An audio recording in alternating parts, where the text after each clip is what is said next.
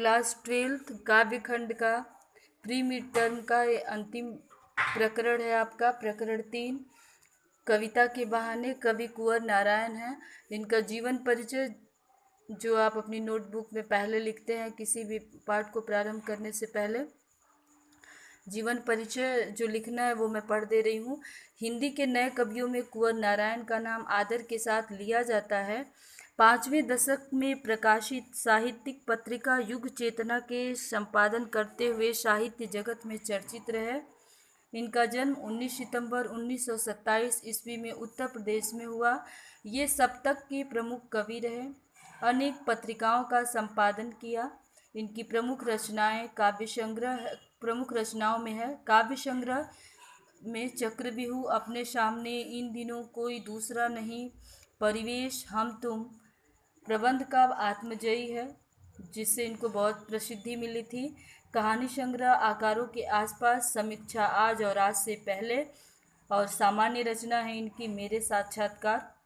पुरस्कार इनको आत्मजयी पर साहित्य अकादमी व्यास सम्मान, प्रेमचंद और राष्ट्रीय कबीर सम्मान आदि प्राप्त हुआ था।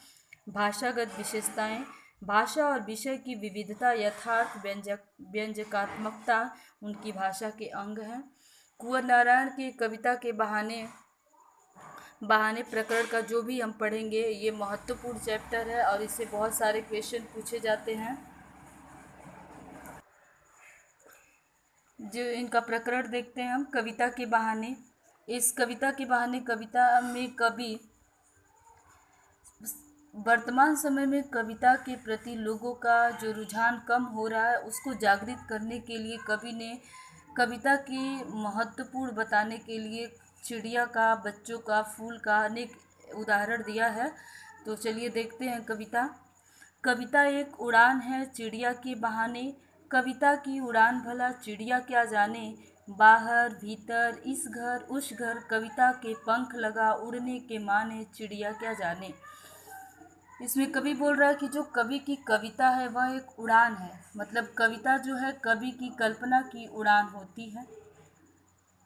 चिड़िया के बहाने, जैसे चिड़िया का एक बहाना, चिड़िया उड़ती है, वैसे ही कविता के बहाने कवि भी एक उड़ान भरता है अपनी भावनाओं का, अपनी कल्पना का। लेकिन कविता की उड़ान भला चिड़िया क्या जाने, कविता की जो उड़ान होती है उसको चिड़िया क्या समझे। मतलब कि कविता का जो सीमा होता है, चिड़िया की एक परिधि होती है, एक सीमा होती है, वो अपने पंखों का विस्तार वहीं तक कर सकती है, वहीं तक उड़ सकती है। लेकिन कविता की कोई सीमा नहीं होती, वो हर जगह स्वच्छंद उड़ान भर सकती है, हर लोगों के पास सामान्य आनंद दे सकती है। बाहर भीतर, मतलब किसी भी परिवेश के अंदर बाहर, प्रत्येक घर में कविता के पंख लगा उड़ने के माने, चिड़िया क्या जाने। कविता रूपी पंख को लगा के सब जगह समान रूप से विचरण करने का महत्व चिड़िया क्या समझ सकती है।